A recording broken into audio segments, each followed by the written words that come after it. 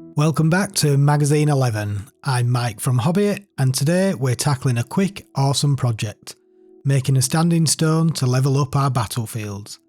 This is a simple build that will look fantastic on any tabletop, so let's dive right in and start crafting. We're following along with the instructions from the magazine, turning a basic piece of blue foam into a standout piece of terrain. It's amazing what a little work can do to bring to life your battlefield. Start by grabbing that trusty blue foam, measuring a 6-inch length and slicing it to around 2.5 centimeters wide. This is your stone canvas, but feel free to go bigger or smaller. Stones come in all shapes and sizes, right?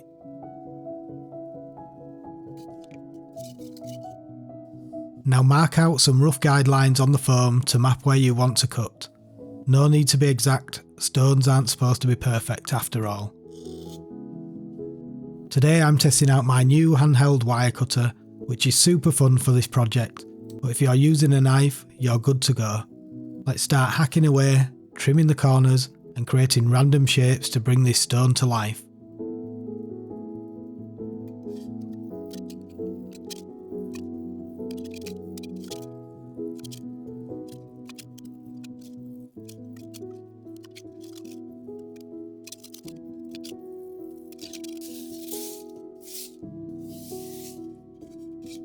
Imagine this stone out in the wild, battered by the elements for years. To get that natural look, there shouldn't be any sharp edges, so I grabbed some sanding tools to smooth things out. Once that's done, it's time for finer sanding to really polish the surface. It's all about taking those rough edges down, giving it that ancient look we're aiming for. Quick clean-up break, because no one wants to work in a mess. Now back to sanding with a finer grit for that perfectly weathered finish.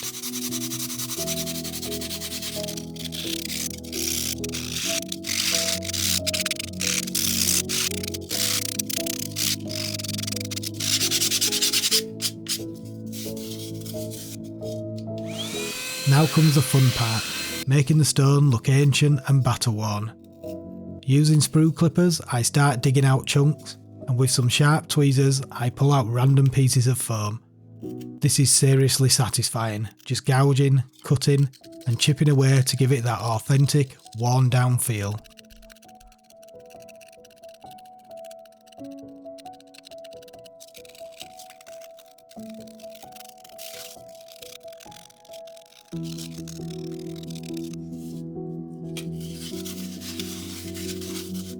Time for the vacuum again. I know you're here for crafting, but hey, a clean workspace makes it all a little easier, right?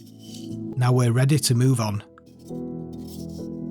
Our stone needs a solid foundation, so I cut an oval base and tidy up the edges.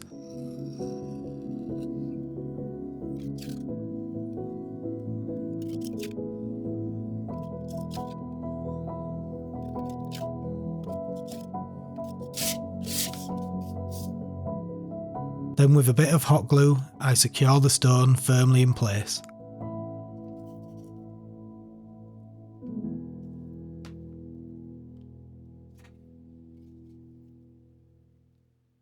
Next up, let's add some realism to the base. Spread a layer of Mod Podge or PVA, then sprinkle on some small rocks to give it that grounded look. I sifted these rocks from a bag of sand from the local DIY store, separating them by size for variety. Now we add a finer grain of sand, gluing it between the rocks and around the edges to complete the base's texture.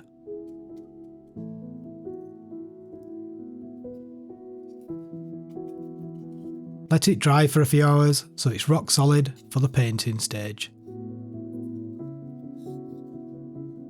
Once it's dry, grab some black paint and cover the entire model for an undercoat. This adds depth to the final look, making our stone feel realistic and ready for the battlefield. After it dries, it's time to dry brush. If you haven't tried this technique before, it's easy.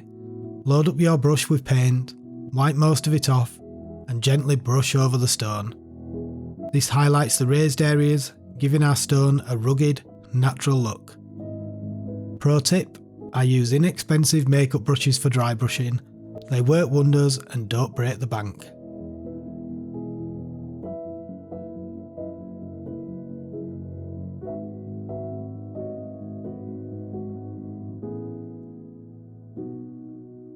Now for the finishing touches. Apply Mod Podge to the base and into some of the larger cracks on the stone. Then sprinkle on the flock, or if you have one, use a static grass applicator for that realistic grass effect.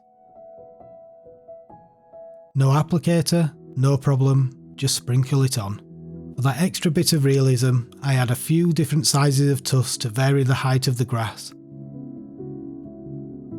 And to finish, I use a bit of glue to sprinkle on some flower flock, bringing a pop of colour and life to our terrain piece.